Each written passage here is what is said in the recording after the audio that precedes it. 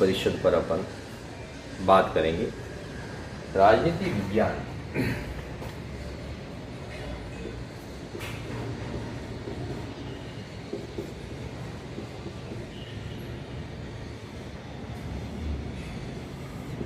राजनीति विज्ञान 12वीं कक्षा में जो मंत्री परिषद है उस मंत्री परिषद को मंत्रिमंडलीय आधार पर समझाया गया है।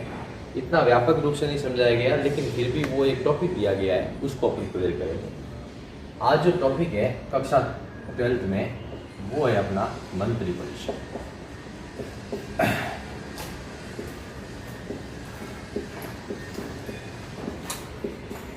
मंत्री परिषद भारतीय संविधान में मंत्री परिषद शब्द का उल्लेख है, मंत्रिमंडल शब्द का उल्लेख नहीं है।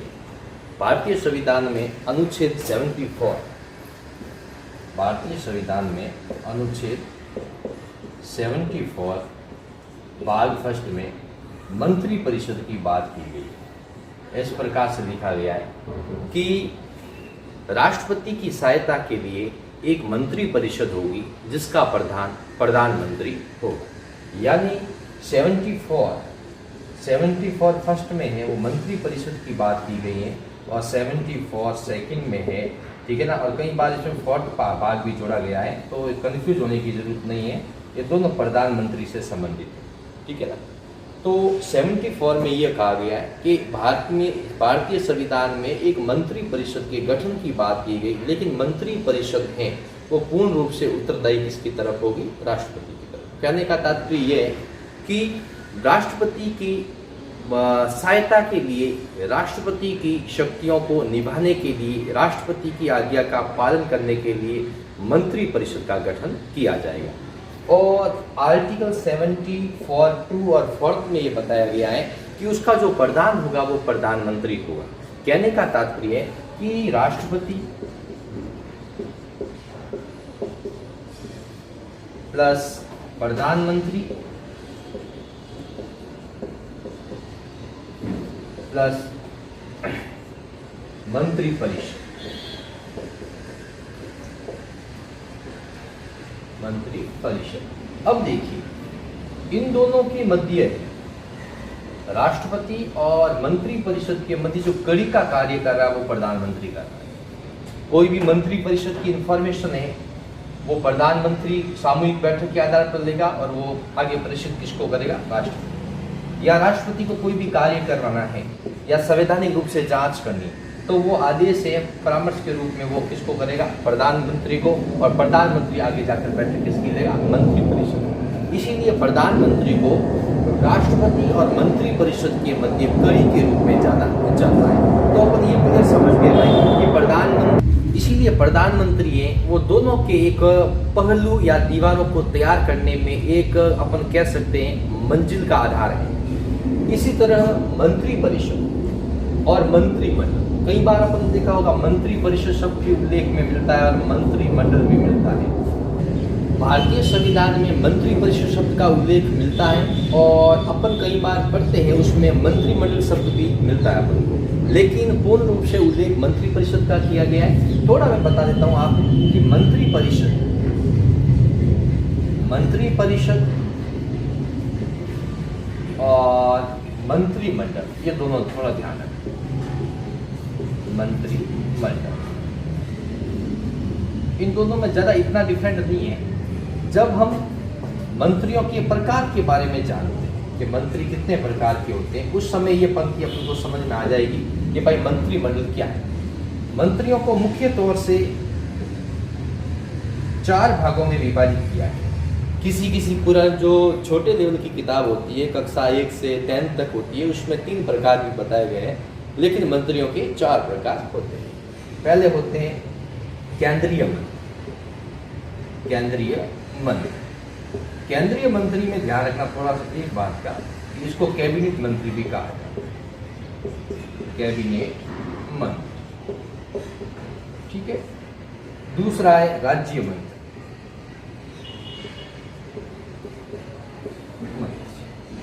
तीसरा है उपमंत्री,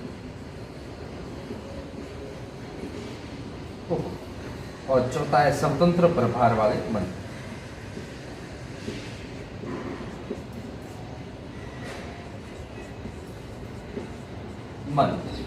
ठीक है ना। अब क्या होता है, कई बार 3 प्रकार इसलिए दिए जाते हैं, 3 तक, क्योंकि स्वतंत्र प्रभार वाले मंत्री ये प्रत्येक के पीछे जोड़ देते हैं, तो इसलिए वो 3 प्रकार बताओ, लेकिन अपन इसको 4 भागों में डिवाइड किया। अब देखिए, हम एक आपके सामने प्रश्न रखा था कि मंत्री परिषद और मंत्रिमंडल में अंतर क्या है, डिफरेंस। अब देखिए थोड़ा सा गहराई से समझना। मंत्री परिषद में 4 प्रकार के मंत्री होते हैं, 1, 2, 3 और 4 प्रकार के, जबकि मंत्रिमंडल में केवल एक ही प्रकार के मंत्री होते हैं, कैबिनेट मंत्री। क्या होते हैं?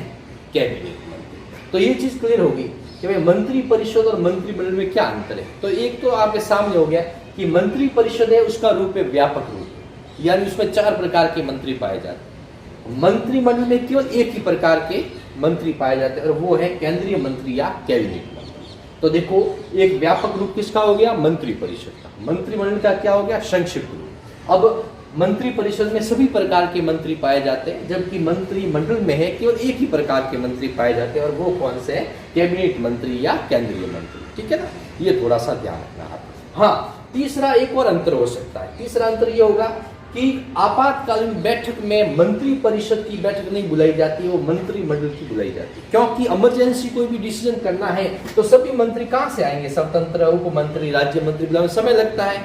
तो जो कैबिनेट लेवल के जो मंत्री होते हैं वो मिलकर हैं, उसकी बैठक ली जाती है। इसीलिए कहा जाता है आपातकालीन व्यवस्था में मंत्रिमंडल की बैठक ली जाती है, मंत्री परिषद की नहीं ली जाती है। तो अपन लगभग ये 3, अगर एग्जाम में प्रश्न आता है तो 2 नंबर या 3 नंबर का आता है कि मंत्री परिषद और मंत्रिमंडल में क्या अंतर है। तो पहला आप समझ गए हो कि जो मंत्री परिषद है वो व्यापक रूप है, मंत्रिमंडल है वो संक्षिप्त रूप है।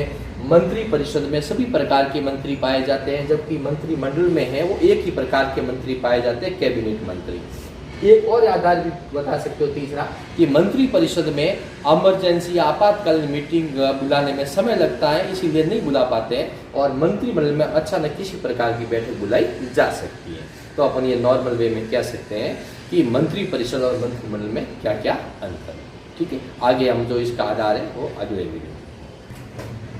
मंत्री परिषद का गठन, हमने मंत्री परिषद और मंत्रिमंडल में अंतर को समझा, और मंत्री परिषद के गठन के बारे में हमने आर्टिकल समझा भाई 74 भाग फर्स्ट में और 74 भाग सेकंड में क्या क्या है ये हमने पढ़ा। आज हम मंत्री परिषद के गठन के बारे में, गठन का मतलब होता है संगठन, इसकी संरचना भी कहा जा सकता है, स्ट्रक्चर, यानी भाई आखिर मंत्री परिषद है क्या। ठीक है, अब सीधी सी बात, पहले तो इसमें देखो, इसमें पद की बात है। पद के लिए सबसे पहले होती है योग्यता का निर्धारण। क्या होता है? योग्यता। यानी भाई सीधी सी बात है, आप नॉर्मल वे में समझ सकते हो कि कोई भी मंत्री हो, प्रधानमंत्री हो, राष्ट्रपति हो, उपराष्ट्रपति हो, राज्यपाल हो, कोई भी हो, उसके लिए योग्यताएं निर्धारित की गई।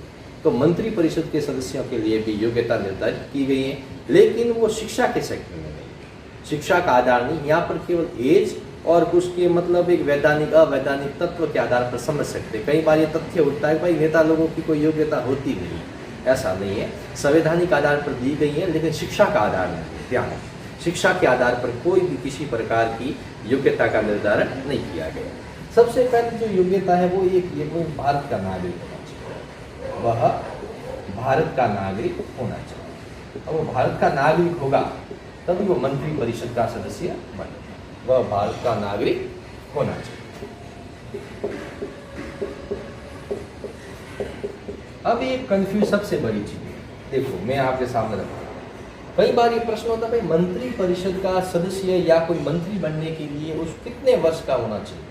तो देखो एक दिमाग लगाना थोड़ा सा, 25 वर्ष का होगा तब वो लोकसभा के इलेक्शन में खड़ा हो सकता है, 30 वर्ष का होगा तो वो राज्यसभा में खड़ा हो सकता है, और 21 वर्ष का होगा तो वो किसी पंचायती आधार पर खड़ा हो सकता है। तो हम निर्धारण कर सकते हो तीनों में से ऑप्शन कौन सा हो सकता है। कई बार छोटी बड़ी किताबों में 25 वर्ष भी लिखा गया है, किसी किताबों में 21 वर्ष भी लिखा गया है, लेकिन ध्यान रखना अगर संवैधानिक आधार पर देखा जाए तो होगा 25 और मौलिक आधार पर देखा जाएगा तो होगा 21। कहने का मतलब ये होगा, सीधा सा तात्पर्य कि योग्यता का निर्धारण अपन यहाँ पर लिखेंगे 25 वर्ष, ठीक है। लेकिन अगर मौखिक रूप से देखा जाए कि कोई भी किसी प्रकार से शिक्षा के आधार पर, तो उसका आधार होगा 21 वर्ष, ठीक है ना। ये ध्यान रखना, इन दोनों से कंफ्यूज दूर कर देना। संवैधानिक आधार पर 25 वर्ष है, लेकिन मौलिक आधार पर 21 वर्ष। दोनों तथ्य सही है, किसी किताब में कोई भी मिल जाए कोई गलत नहीं है, ठीक है ना। इसका कोई आक्षेप कोई आर्टिकल संविधान में नहीं दिया गया है, ठीक है। तीसरी बात, वो दिवालिया या पागल नहीं होना चाहिए। ये कई बार आप शब्द पढ़ते हैं, दिवालिया और पागल। दिवालिया और पागल में दो अंतर है। देखिए, दिवालिया का मतलब ये होता है कि कोई भी राज्य सरकार या केंद्र सरकार या स्थानीय सरकार के द्वारा उसके ऊपर संपत्ति के मामले में किसी भी प्रकार की रीट जारी उसके पक्ष में न की गई, नंबर 2। दूसरी बात, उसकी जो पारिवारिक संपत्ति है उसकी हिस्सेदारी समाप्त हुई। नंबर 3, उसने जो भी कर्ज लिया है अब उसका भुगतान करने में वो सक्षम ना हो, तो वो इस श्रेणी में आएगा, दिवालिया श्रेणी, ठीक है ना। पागल में सीधी सी बात है, नॉर्मल कौन पागल को मंत्री बनाएगा, सीधी सी बात है। लेकिन इसलिए ऐसा रखा गया है कि कोई भी मंत्री परिषद की शपथ भी ले लेता है और बाद में पागल हो जाए तो उस मापदंडों से उसको बहिष्कृत कर दिया जाता है, इसलिए इस शब्द का प्रयोग किया गया है। बाकी देखती गंगा जो आ रही है, मकान के अंदर कोई आने नहीं देगा, गेट बंदी रखेंगे। लेकिन समझने का तात्पर्य यही है कि मंत्री परिषद में इस योग्यता का निर्धारणियों पे केस हुआ है। आपको बता दूं, पंजाब में एक रुद्धिवर सिंह नाम के थे और उसने मंत्री परिषद की शपथ ले ली।